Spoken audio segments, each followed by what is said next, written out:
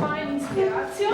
Tokrat se bo ta odvila v obliki okrogle mize, panela, pogovora med ženskami, ampak v bistvu ne bo tako zelo fejst na žensko temo, ampak bo kar na življenjsko temo. 3 čudovita dekleta, 3 čudovite ženske, ki sem jim zelo hvaležna, da so danes tukaj. Vsaka od njih v bistvu sledi srcu, prebuja ljudi in svet okoli sebe po svojih najboljših močeh in ustvarja neke vsebine in pošilja v bistvu neka sporočila v svet, ki jih svet preprosto mora slišati. Z nami so Meja Valenc, pisateljica, predavateljica, fraktalna terapevtka, popotnica in še kaj bi se znašlo v bistvu do jutri, bi lahko naštevali, ker Meja ima res pestro in pisano zgodbo, bo malo več sama povedala o tem. Je tudi fajn fraktalna terapevtka v bistvu in je del ekipe Fajn. Napisala je 3 svoje knjige in sodelovala je pri še 3 čudovitih drugih knjigah. Pot ljubezni pot k sebi je v bistvu ta knjiga, ki je tebe v bistvu pripeljala tudi na to novo, neke vrste novo pot z fraktali. Ja. No, Meja, pozdravljena. Vrnemo se k tebi nazaj. Gosti to je Aleksandra Rovos. Aleksandra je pa v bistvu osebna trenerka in prehranska svetovalka, blogerka in influencerka. Vem, da ti sledi že ful v bistvu ljudi, tako na Instagramu kot na drugih profilih, pa tudi na tvojem blogu. Ampak tisto, kar je bolj pomembno, je to, kar v bistvu delaš v telovadnici, konkretno z ljudmi. Tudi boš povedala v bistvu potem, dobrodošla. In pa tretje dekle prihaja iz Drznih deklet, to je njen YouTube kanal in pa tudi v bistvu na nek način glavna znamka, že skoraj da tako rečemo. Na Instagramu tudi kar nekaj sledilcev, Tamara Bastarda. Pozdravljena, v bistvu v osnovi vzgojiteljica predšolskih otrok, kar je ena izmed najbolj srčnih poklicev, da tako rečemo, ampak istočasno pa influencerka, ki prebuja dekleta in v bistvu gradi nek ženski svet. Tako. To so mogoče en aplavz za naša dekleta.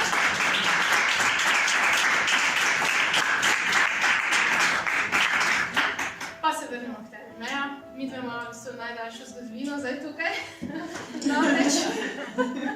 Namreč, ja, spoznali smo se v bistvu čisto tako spontano, oziroma na neki kavi v čaju, na čaju, v bistvu se spomnim.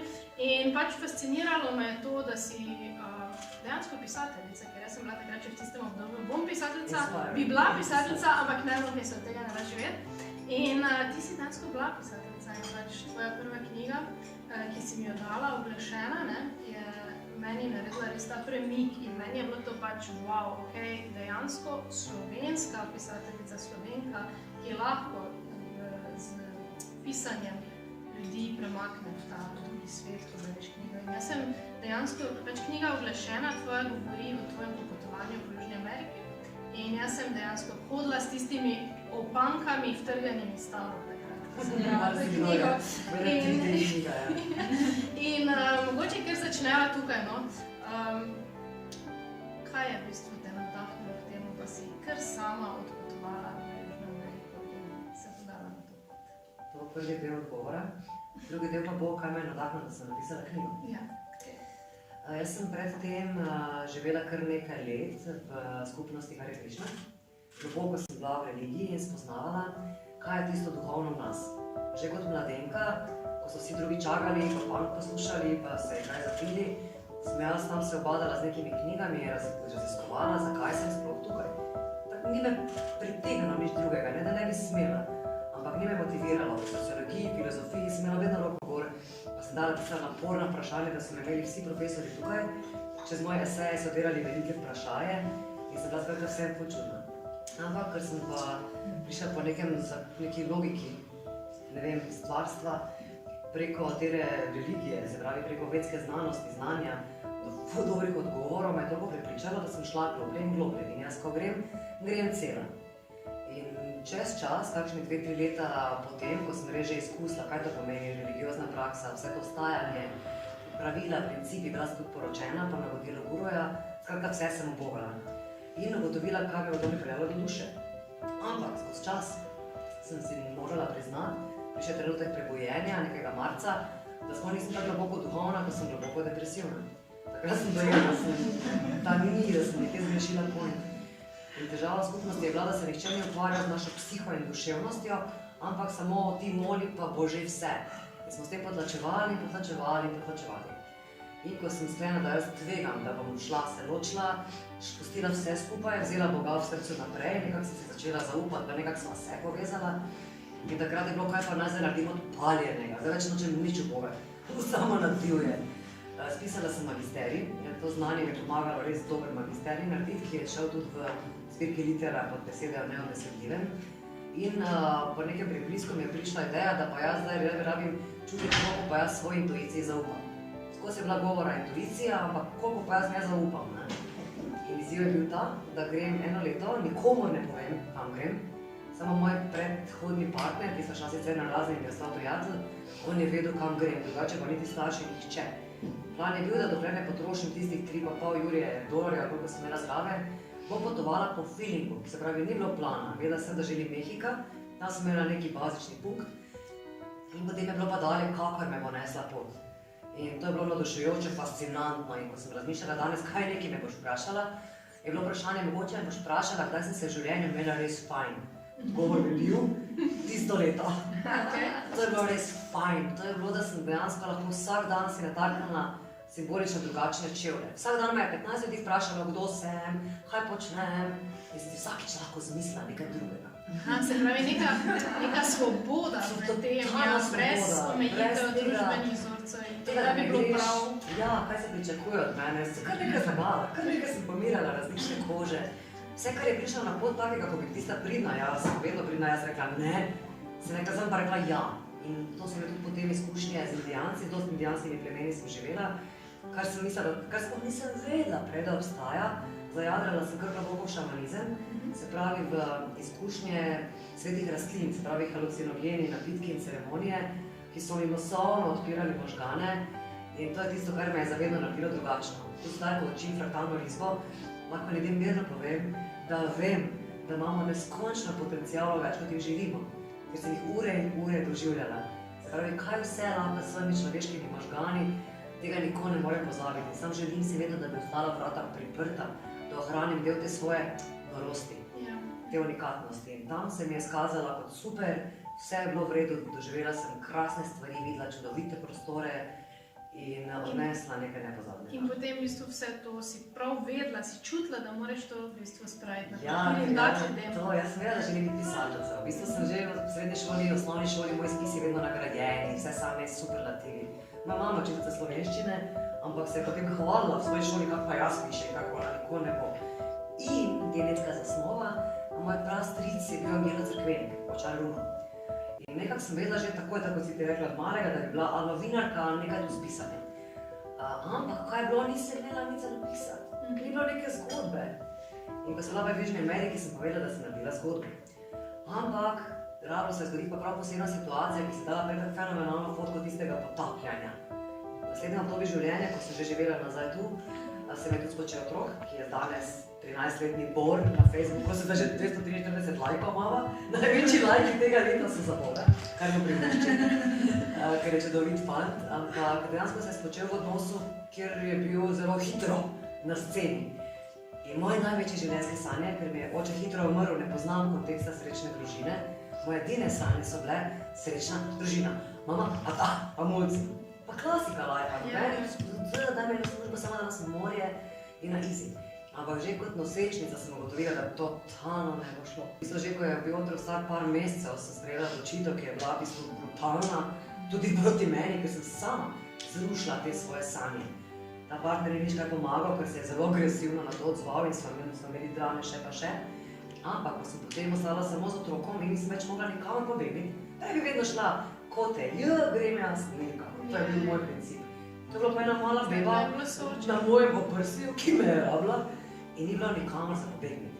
In je bil bub, vse se mi je rušilo, črepinje, želela sem biti srečna mati, jaz pa tam čisto lepo krizi, kaj se je to zgodilo v mojem življenju naenkrat. In se je dejansko vse potapljalo, vse je nekje umiralo, čeprav je otrok vzbujal ful lepega v meni, ampak ni bilo to tako, kot sem si jaz zamišljala. In potem je bilo še en čas, je šla porodniška, mislim, denar pač dobivaš, bo pa je bilo, kaj pa zdaj? Kaj, vse ti je umrlo v tebi, ni več ni, to je za eno dete in ti. In kaj boš? In je bilo to. Imela sem tisto nekje informacijo v moji intuiciji, ki me je takrat servirala, ko ne veš kaj, stavi na svojo zvezdo. In to sem pa vedela, da moja zvezda je pa pisanje. In ker sem imela že v bistvu zgodbo za spisati, ker sem imela tisto volkulja simptom, moram preživeti svojega otroka, sem se tega ful lotila, res dobro knjigo spisala, še zdaj sem ponosna na njo. Naša sponzorje, to sem prav sponzor, nisem imela keša nekega. Sponzorji, potem pa sem otroka, pa mama včasih z mano v avto in smo ga pičili po Sloveniji, pa smo v križnice, knjigo po knjigo, predavanje po predavanje, pri pauzi na dojko levo, desno, gremo dalje. In dejansko je potem nastala še druga knjiga Milosti in to je bilo to obdobje zgodnega otroštva mojega otroka in v bistvu nek čas, ko sem res dala ta svoj dream na prvo mesto. Ampak pri meni je takrat bilo nekako tak, da res nisem mogla ful udobno iz tega živeti. Zato sem potem tudi v naslednjem obdobju zamenjala sceno in šla delati poslovne projekte gradbeništva v Francijo. Ampak to je že druga zgodba, ki je malo manj fajn. Okej, ampak kaj pa ti recimo, Aleksandra? Pač mi smo mogoče tudi zdaj vsem malo mlajše, oziroma smo res različne generacije. Pa me zanima, kdaj si pa ti začutila, da hočeš delati to, kar danes počneš? Se pravi, da lahko ljudem daš največ na tem trenerstvu in prehrana in te zadeve. Iskreno, mislim, da še vsak dan znova odkrivam, kaj je, ker sem ful človek, mogoče me že tudi poznate, ful sem človek, ki se iz danes na jutri izmisli, kaj bi. Jaz z dragim partnerjem se dostikrat prijavljam tudi trener in se dostikrat to reče, on ne ve, če bom jaz to ostala, jaz tudi ne. Pojma nimam, res delam to, kar začutim. Leta nazaj, ko se mi zdi, da sem bila taka generacija, ko je lahko mlajše punce in vse to nekako privlekla, sem malo bolj začela razmišljati, ko sem me tudi najbolj si rekla, ne? Preko YouTube kanala, preko bloga, takrat je bilo to wow. Takrat se je šele začenjalo. Takrat sem začutila to, bolj se je nekako tudi pri meni ta spiritualnost, taka depresija začela. Tako da sem bila, okej, ne, to vse odpade, kaj gremo drugega in sem sama sebe našla nekako v športu spet, da sem bila, okej, tisto je, da sem totalen mir občutim, vse odklopim, sem samo jaz. In sem nekako hotela drugim prikazati. K meni 20% ljudi, kar pride, svoj čas hujšati. En mesec kasneje pozabijo na to. Je dosti globlje vse, kakor pa to neki vizualno, kak človek zgleda. Dejansko, kadar se ti lotiš nekaj delati za telo, je to toliko povezano s psiho in koliko te vse skupaj umiri, da ne vem, če bo to, če je to, kar sem se našla, samo pustim v življenju, kaj bo dalje. Ja, v bistvu si na svojem blogu tudi napisala, sprejela sem življenje v trenutku, srečo, smeh in to je bila najboljša odločitev. Pravi, življenje v trenutku, a to tudi predajaš potem svojim varovancem in treningih pa to? Danes sem jih imela, na primer, ful študentski primer. Punca mi je prišla, pred izpitu sem padla in joče, prva stvar, ki pride noter, brez soj, brez karkoli. Splavno, stara, pred izpitu, 5 let, potem sem še zmeri absolvent, hej, pač ni konc sveta. To ni nič v primerjavi s celim življenjem, kaj ti to pomeni, teh 5 izpitov, teh 5 ocen? Pač takoj grem prav skozi pogovor, da to, kar se jim zdi ne vem kako, da bo konc sveta, to ni nič. Treba vedno videti malo širšo sliko. Dejansko citati vsi govorijo, da je zelo depresiven, meni pa nenormalno pomaga je, nasmehni se, najhujše šele prihaja. Kadar si misliš, da si totalno v dreku, pa še hujše. Ja, ali pa vedno je lahko še slabše. Nikoli ni tako slabo, da ne bi moglo biti slabše. Vsi poznamo te in na nek način je res, no, nikoli ni zares tako hudo, kot mi mogoče to vidimo. Tamara, kak si ti v bistvu se soočaš z tem, vedno je lahko še slabše, oziroma kako ti v bistvu dekleta spodbujaš k pozitivizmu, oziroma k temu, da je pač treba videti stvari pozitivno? Svetle strani. Ja. Jaz bi rekla tako, čist skozi vsak dan. Jaz, kot si rekla, jaz imam redno službo, delam v vrtcu kot vzgojiteljica in se mi zdi, da jaz tudi sama iščem pol tekom dneva, meseca, leta, tiste momente, kjer lahko naredim še nekaj drugega.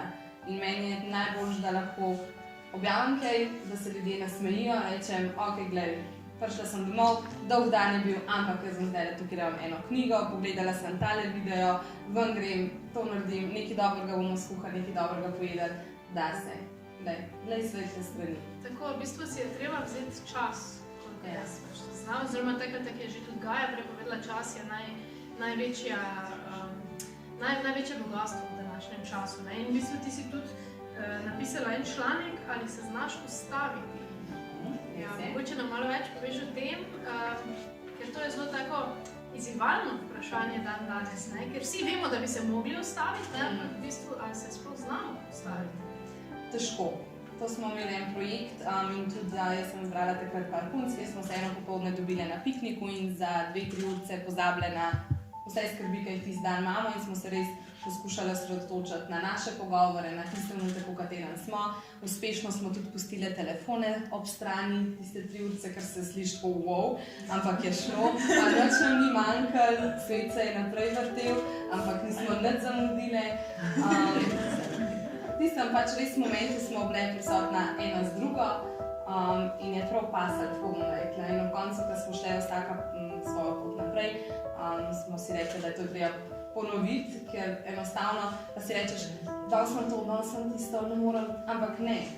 Če hočeš si vzeti čas, si ga lahko. Torej, v bistvu vprašanje, ali si sploh hočemo vzeti čas, Meja? To, ja. Dejansko res, jaz sem si ga kar neko daljše obdobje, ko sem ugotovila, da jaz sem se ogromno ne imela fajn zato, ker sem želela ugotoviti, zakaj se nimam pristno fajn. Sem se za precej dolgo obdobje podobila v svet podzavesti, se pravi, kaj je tisto v meni, kar je ostalo iz otroštva in vsega tega, kar blendiram, kar maskiram, kar se pretvarjam, da ni. In ker sem dala zelo močne prošnje v univerzu, da želim kristalno srce in resnico o sebi, je odgovorila s tem, da mi je manifestirala vse moje strahove. In sem spoznala, kaj je tisto, kar se skriva v meni in s tem, kar sem pritegovala. In je bilo več drame, bistveno več drame kot pa radosti, ampak je bila neka zaveza, da temna noč duše je proces, ki sem se mu zavezala, ampak da je potem tudi čas, ko okrevaš. In zadnjih nekaj let je bilo intenzivno, dogajalo svašta. In včasih sem se še kar bičala, tisto daj še. Zadnje leto, mogoče 2, je šlo pa res v Srečala sem čudovitega človeka, moj dragi Simon, ki sva res osnovala in tako drugačen odnos, kot je sploh kjerkoli normalno. Seveda, vedno, ko pride tudi v filmih ljubezen, pride tudi pekel, tako da nam je stvarnost priredila ogromno bolečine, da sva ugotovila, da ne dovoliva tega več. Ampak opustošenje je bilo pa drastično in tista jaz, ki je bila prej zame značilna, vedno je, pa gleda, vse to se je skoliralo in zadnje pol leta, leto je bilo v meni da bi čak rekel praznina in mrtvilo, ampak se mi zdi, da je to bila točka zero, ko res odkrivam tisto pravo sebe, za kar si prej nisem vzela časa, ker je bilo vedno kakšna bi naj bila, kaj moram, kaj ni. In sem se razdajala vsem za svašta in zdaj pa bilo tisto, ko me je prav ustavilo, ni rabilo biti bolezen, ampak prav zavedanje ustavljanja. Vzela sem si čas, da je ta zima tista praznina in da se zanašam, da je v meni odpre dovolj nekih semen, ki bodo sklila spomladjo. In ta čas zase je bil šokanten, zdaj se mi je praznina in dolg čas in a delam sploh.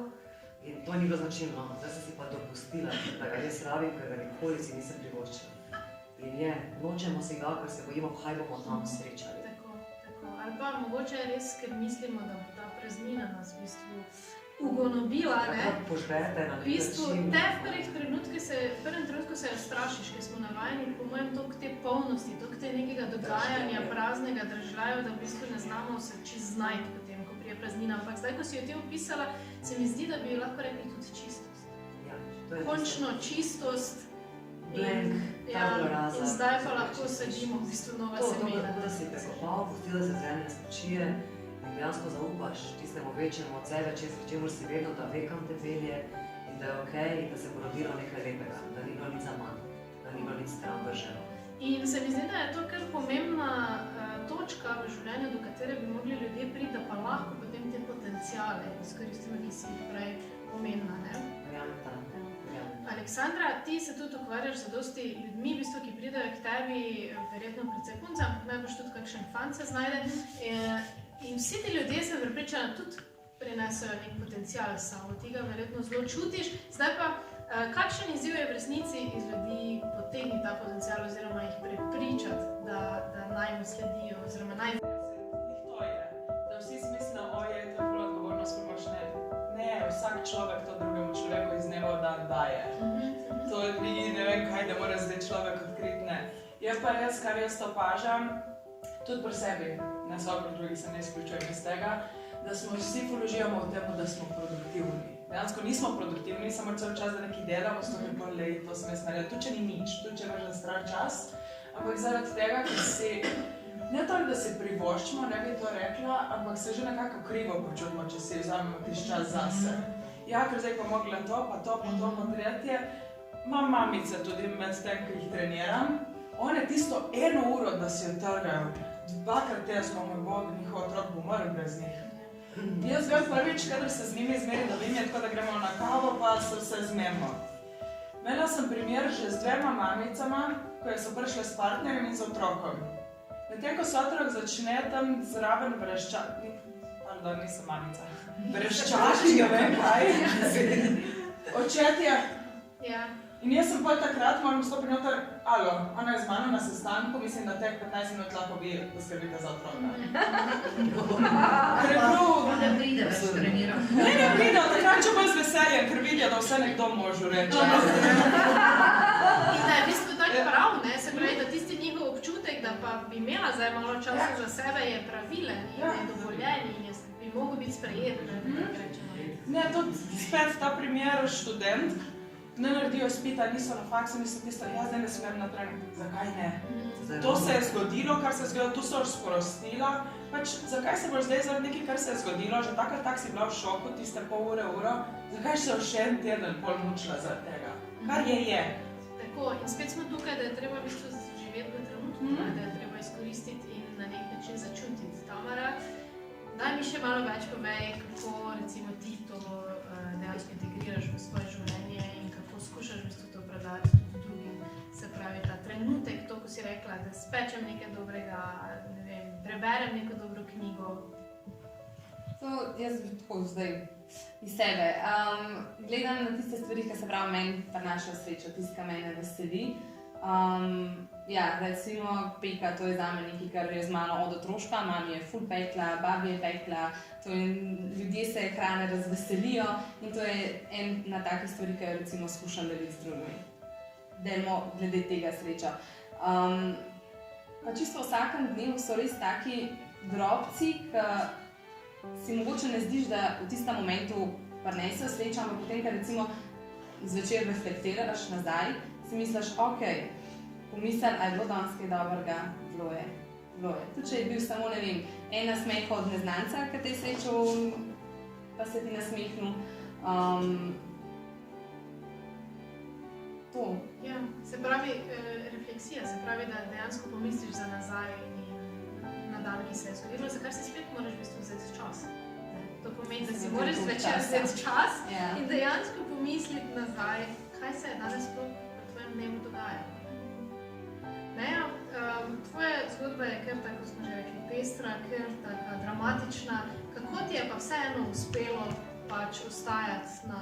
Kako to, da nisi nikoli mogoče, čeprav si rekla, da si šla v Francijo delati neke stvari, pa vseeno si se vrnila nazaj k temu srčnemu, k temu, kar najbolj čutiš. Kaj je tisto, kaj nas motivira, da sledimo svojemu srcu, k tvojemu? Mislim, da to verjetno tisti občutek, ko enkrat najdeš, tako če ne vidiš dobro restauracijo, pa veš, kada pričakuješ, da se želiš vedno vrniti. In to je menda to. Vem, ko sem pisala to prvo knjigo, ko sem pisala magisterij, tista nenavadna štrom, tista nenavadna čudežna energija, ki se zgodi, ko dejansko daš prste tja in se odpreš, da se dogaja skozi tebe.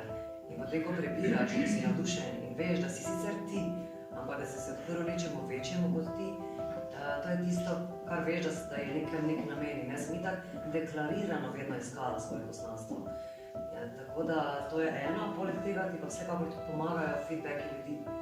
Recimo, jaz sem ogromno krat, ko so ljudje prebrali, tako si ti rekla, ko jim je nekomu spremeni življenje, ko me zdaj javljajo, da so brali Milost, pa jim je naredilo to. In zadnje čase mi ogromno ljudi javlja, da jim glas popaše in ko me poslušajo, se nekaj dogaja in tudi pomirja. In potem vidiš, tudi rada predavam, tudi povedujem z vas, ravno kar naredim ful lep posnetek, ki si ga najdete na YouTubeu, Most do srca, a pa na najnem Facebooku. In opažam, ko govorim, ko se samo dam besede navzven, kjer so ljudje, ki odprejo srce, čutim, da se dogaja nekaj več. In kadarkoli predavam, kadarkoli govorim iskreno o tem, drugače, da ne znam, o tem, kar se dogaja v notranjih vrtovih in pokrajinah, tudi ko povem svoje bolečine, tudi ko priznam, da sem nobeno popolno bitje, ampak da me je počasi zbrusno in spilo, da se lahko imam vedno bolj fajn, da to je tisto, kar te potem vedno vrne sem. Je pa res, da vedno iščem v življenju še kaj drugačnega, kaj novega. Recimo v sedanjem obdobju prav, ker je bilo tako, da se enostavno ne znam biti dovolj dober marketing. Zdaj imam idejo, se lahko napišem za 4 knjige, toliko imam snovi, ampak nisem več tista 30-letna jaz, ki bo šla od knjižnice do knjižnice, toliko, da se do tiska pokrila. In enostavno nimam tistega driva, da bi se znala prodati s tem, tako da prihodnji plan je, da se postopoma lansiram na kakšno tuje tržišče, na podlagi knjige Milost nameravam narediti scenarij, ker je filmska. Poleg tega sem si pa našla še Sideway, ker rada vedno bogatim svoje možgane, učim se voziti avtobus in treniram se za politično vodnico. Wow, super, to se mi zdi kar nujno, da v bistvu, čeprav imamo tisto neko rdečo nit, pa vendar smo odprti v bistvu tudi za druge stvari, ne? Ker včasih ta rdeča nit pač ne more več teči tako gladko naprej, samo od naše želje. To je to, boli preveč je naporno, če recimo sem jaz zdaj čisto moja življenjska eksistenca odvisna od tega, koliko ljudem bo zdaj privibrirala moja knjiga ali pa bodo dejansko prišli na mojo fraktalno delavnico in opazila sem, dokler sem bila odvisna od tega. Enostavno je tak pritisk znotraj tebe, ne znam ga toliko odblefirati, mogoče kot kdo drug, da s tistim stresom notranjim, kaj pa če ne bo ljudi, tako bom pa plačala otrokov trening, pa to pa ono. In ko je ta prejšnja je blokada. In to se mi je dogajalo. In zaradi tega sem tudi sklenila, želim še nekaj drugega. Moj dragi je iz prevozništva, vem, da sem tukaj učinkovita, kjer je bla, sem jaz. Dejansko se ljudje res dobro počutijo ob meni, zmorem sprejeti odgovornosti, bistveno več, kot mi ljudje pripišejo mogoče. In točno vem, da se bo vse drugo tudi razvilo z novo radostjo, ker me je potrudilo. Iskreno povedano, to krajča me po 20 letih, Facebooking pa čakaš, da se ti bo kdo prijavil nekaj. In ker sem vmes imela bajsajde, se nisem konstantno gradila karijere, tako da se vedno znova novinec. Jaz sem 43 in takrat sem bila 30. In vmes so bile res rušitve in več nisem tista "Uvanos!" ja. In želim imeti prav nekaj, kar me bo dajalo dnevno in ne bom odvisna od same branže. In tudi vem, da bom potem čez eno drugo zavestjo pristopala k tistemu, kar me res veseli, ker zdaj je postalo breme. In vem pa, kar je bil strah, ali bom izgubila, ne bom izgubila tega. To sem jaz in se v tem času, ko mogoče tega ne morem dajati, kvečemu plemeniti in verjamem, da to pa imam tega zaupanja, to je pa še vedno ostal ta vrhovni glas, da sem vodena, da je bilo vse z razlogom in da bo čez čas že vse razumela, že stane. Wow, super v bistvu sporočilo, že tako že publiko danes, ne? Aleksandra, ti si sicer rekla, da živiš v trenutku in v bistvu še ne veš, ali boš to počela ali ne, pa bi te vseeno vprašala, kakšne so zdaj ta tvoja življenjska vodila, kaj si se naučila skozi to izkušnjo, ker pri tebi pa kljub temu ljudje, ker prihajajo, se mi zdi, mislim, več kot 8600 sledilcev na Instagramu, mislim, se ti kar sama odpira zgodba, ne, in rada bi slišala tvoje občutke ob tem in kako vseeno pa zdaj planiraš življenje ali pa... Njena zgodba, samo, ne moram verjeti 40, ampak 20 let manj. Imaš to. To, ja, jaz sem pa blog in YouTube mi je naenkrat postal samo to vera zaslužila in sem začela forsirati samo to, kaj pa če ne bo in se ostavila. Misliš v bistvu, da je to nekaj, kar moreš početi? Ja, se ostaviš. In bolj je bilo pa tako, da ko sem sebe našla, s tem, da sem začela trenirati vse, ker sem se tam odklopila, ne moram reči, da je to ne vem kak passion, ko mi čaka, da stopim, če uživam zelo v tem. Ni pa tisto, kar sem začutila pri prejšnjem, kar sem pisala, ker sem vse to. Ampak sem prišla do točke, da mi to daje, da mi je všeč, da se rada učim o temu, da rada delam z ljudmi, rada vse to, daje mi tisto neko varnost.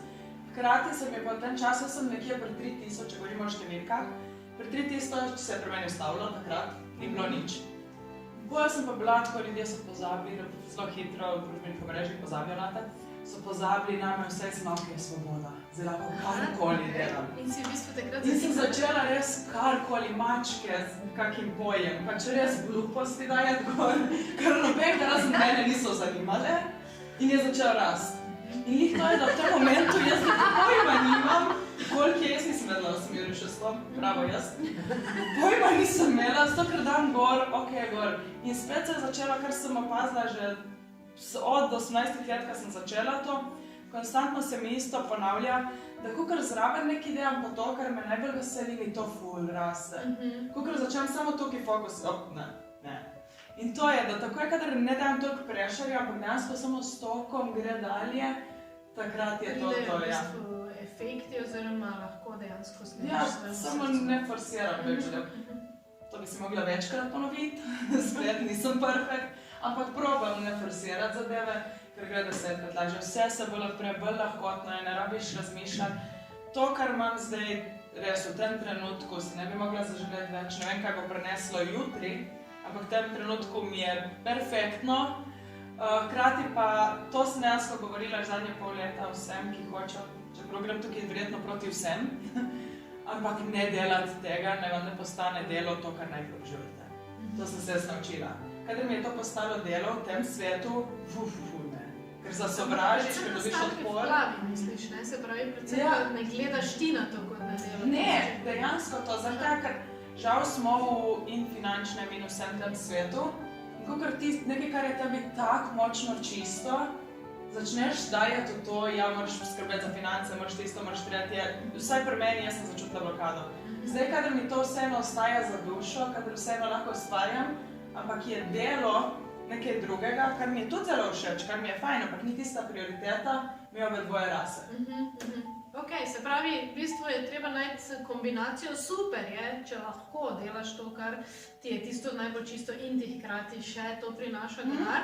Če pa začutiš blokado, kar se pogosto zgodi, ko vpletemo pač denar, ker tako je ta pritisk. Jaz rabim vseeno osebo, da se s tem ubada. Tako, ja, in v bistvu je takoj rabiš pač še nekoga tako, da še te druge stvari poskrbi. Se pa ta magic zgodi, se mi zdi, no, ki je povezano s tem. Tamara, ti kombiniraš v bistvu vzgoj in delovanje, torej delo z otroki in potem istočasno pač tudi to influencerstvo na YouTube kanalu in na Instagramu. Torej, je tebi ta kombinacija cool ali planiraš še kaj drugega v življenju, da bi še dodala, odvzela, mogoče samo na enem področju ostala, kako si pa ti? Trenutno je situacija taka, kot je, meni zelo paše. Delam v poklicu, za katerega sem se izobrazila in ki mi je zelo všeč, z otroki zelo rada delam. Hkrati pa tudi prvotno YouTube in Instagram sta bila narejena zame. V začetku sva še s kolegico in je bilo to za naju. Midve sta se smejali na enim stvari in sva rekli, ja, pa dajva to še mogoče so še kdo drug smejal nama, ne? Zgolj zato, da se pač ustvarja res pozitivno vzdušje. In tudi še zdaj naprej ostaja to sekundarni del tega stvari, ki se jih jaz delam zase. Jaz se bom vključila v en projekt, meni bo ta projekt všeč, hkrati pa upam, da bodo tudi drugi videli, ok, glej, lahko imaš redno službo, zraven pa lahko vse še delaš eno stvar, kar te tako veseli. In tudi prek YouTubea in Instagrama sem naredila že par takih stvari, ki mogoče si jih prej ne bi niti upala. In sem recimo tudi napisala otroško pravljico, jo izdala, je šla v svet in meni je to wow, ne, recimo. Tako da v bistvu tudi ti, podobno kot Aleksandra, si preprosto začela nekaj za sebe delati, nekaj, kar je tebi bilo všeč objavljati in ljudje so v bistvu prepoznali to pristnost. Ja. Na koncu niti ni mogoče bilo pomembno toliko vsebina v tistem momentu, kako so ljudje rabili bolj te pristnosti, ker to manjka, se mi zdi. In pač ti tudi čez 6400 plus sledilci imaš zdaj nek kanal za ta sporočila. Kaj planiraš za prihodnost, v bistvu, za drznimi dekleti? Kaj je tisto, kar hočeš ti v bistvu dati svetu zdaj skozi ta kanal, ki je vedno večji in večji? Jaz sem držala te rdeče niti kaj do zdaj in to že od začetka. Jaz bi rada, da se ljudje nasmejijo. Ko bodo kliknili Instagram in odprli storije, bo že nekaj taze gor, da bo rekel ha in bo recimo tisto, lahko to, ta sveti trenutek v njihovem. Pa tudi če bo rekel, kaj ta spet delajo, pogledajo, no. Ampak res to, da se pač ljudje nasmejijo in da se imamo fajn. Ja, mislim, da je to zelo pomembno. Meja, mogoče samo še pri tebi za konec stavima pri fraktalih, ker se mi zdi pač to, da je mogoče še malo neznanka za ljudi, pa mogoče ti še malo poveš, ker to je zdaj na nek način tvoja nova zgodba, ki jo boš gradila in kaj je tisto, kar lahko ljudje od fraktalov dobijo. Prej si tudi govorila o potencialih, torej na kak način, kaj so fraktali in kaj ne? Fraktalna metoda je neka zadeva, ki prihaja iz Rusije. Najprej se mi je zdelo kar nekaj, ker sem kot magistrica in kot filozofinja ne vem kaj, vedno iskala neke komplicirane rešitve, zakaj pa ne bi angažirati vseh svojih motorjev Ker sem pa bila povabljena kot urednica knjige o fraktalih, ker je delala prijateljica Teja iz Ljubljane, sem pa dejansko globoko zajadrala vanje in ko sem ugotovila, da zadeva je toliko znanstveno podprta, da jo lahko vzamem resno, sem ugotovila, da mi je v bistvu dal nek čisto drugačen pristop. Se pravi, metoda fraktalne risbe se gre za risanje fraktalnih mrež, ki so najprej diagnostične, torej samo s tem, ko po posebnih navodilih izrišemo eno linijo po papirju in jo napolnimo z barvami na poseben način, odslika bolj realno notranje stanje kot vsi obstoječi psihološki vprašalniki. Se pravi, ko nekdo nariše 1, 2, 3 fraktalne risbe, kar delamo na delavnici, individualno, skupinsko, dejansko skoraj da vidim, kakšne oblake ima človek v sebi, kje ima bolečino, kje ima žalost, ali ima jezo, kar ima potlačeno in tudi vidim, kje so njegovi veliki potenciali. In včasih bi se tega lotevala, najprej s kartami zdravljenja, bi naredila vso analizo psihičnih vzorcev za zgodovino in bi šla v to bolečino, šla bi drek mešati, po domače povedano, ker sem se že naučila, da se ta drek, ta gnoj je v bistvu zlato, ker ga uporabimo za gojenje nekih novih semen. V fraktalni metodi je toliko lepše, ker ko se analizirajo fraktali, se ne brska, pa se ne štofnari, ampak se samo vidi, kjer ga naboja je preveč. In ko človeka na drugem srečanju naučim korekcijsko risati, torej kako spreminjati linijo, linija je mental, barve so čustva. Ko začneš na terapevtski način uporabljati to tvojo linijo in barvo, se začne dejansko nevronske mreže možgani spreminjati. In ugotovila sem, da tralali, tralala, afirmacije, vizualizacije, vse stvari so tako površinske, da sicer lahko nek make-up svojemu lifeu narediš, tiste globoke vzorce, tisto, kar imaš pa res noter v srcu, zaradi česar se nimaš fajn, tudi če se delaš, da se imaš, da pa ne moreš spremeniti tako enostavno. Jaz imam 10 let psihoanalize za sabo, vse metode, šamane, religije, pa še bila bolečina. In sem opazila, da s fraktalom, ko pa ti rišeš te zadeve, brkljaš, masiraš možgane, hkrati si v stanju aktivne meditacije, nastajajo ful lepi izdelki in s fraktalom za fraktalom opaža, da se ti začne nekaj nevidno spreminjati, ne boleče spreminjati. In ker lahko to dela od otrok do najstarejših, ki sploh še kaj vidijo, ker ni treba kaj dosti znati, razen kaj se na eni delavnici naučiš, mislim, lahko upgradaš pa razširjuješ, ampak osnova je to in da se lahko korigiraš čisto notranje stanje na način, da se imaš fajn. Se pravi, si kaj nakupa, sameš barvice, juhu, odklopiš se, barvaš, rišeš, aha, cool, poslušaš, če je kje tam nekje, muzika, kakorkoli, imaš tak stik s sabo, ker ko ti rišeš fraktal, ne razmišljaš. Ideš kaj boš po barvo, cool, barvaš, kaj na trok. In kjer je največ fajnega in največ strasti pokopane, je v tisti prvi slikici, je v tistem otroku v nas in tega sem spoznavala leta in leta. To je moja metka, jaz sem meja, ampak metka ni izginila, ne? Ostajala v meni in skozi fraktale vidim, da ker imam tisti impuls, da moraš biti vedno koristen pa nekaj pametnega delati. Vse te mesece, ko se je dejansko prav prenavljalo vse v meni, ko sem risala fraktal, mi je znanost že prej potrdila, da delam ogromno za sebe, torej sem dala kljukico, je koristno. Bilo je igrivo in dejansko je potegnilo z mene tisti občutek ljubečnosti tega, da se mi nikamor ne mudi in da se v bistvu božam, da se lahko igram in da sem ta čas tistim notranjim otrokom, ki mi ima za predati neke svoje bolečine, pa tudi neka svoja darila, ampak če ne vzamem obojega, ne bo nič. In skozi fraktale, pa z barvo, linijo, s tem čiru, čara, hokus pokus, se dejansko začne svet prebarvavati drugače.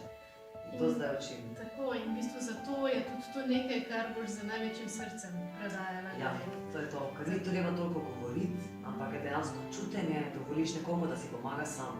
Prej je bilo vedno tako, kot je tudi bilo rečeno, nekdo bi skušal, ampak čez en mesec pozabi. Nekdo bi nekaj spremenil, ko pa začnemo mi govoriti o psihologiji, po teh res bolečih zadevah notri, vsak naj bi več. In to sem razočarana, ko sem nekam šla na pot, gremo po tvoje sanje, ampak najprej pač moramo potartati demone. In pa ne, in sem tolikokrat se čutila odgovorna za neuspeh ljudi. Pri fraktalih pa vem, način te, kak se riše, povem ti, kaj je to, javi se, pošli, komentiram, če boš risal, si boš spreminjal, ampak nišče več ne visi na meni. Ni več tega, da bi jaz mogla dosti bla in razlivati srce in nekoga čirati. In v bistvu zelo lahkotno na koncu v bistvu ljudje najdejo sebe. Pri tebi v bistvu z risanjem in barvanjem, da tako poenostavimo, ne? Pri tebi v bistvu pri počepih in švicanju in raziskovanju svojih zmožnosti, ne? In v bistvu pri tebi tudi pri teh na nek način inspirativnih videih iz vsakodnevnih užitkov, torej majhnih stvari, ki jih okoli nas so in ki jih lahko počnemo. Tako da hvala vam, da inspirirate ljudi, hvala vam za današnji pogovor in hvala in še naprej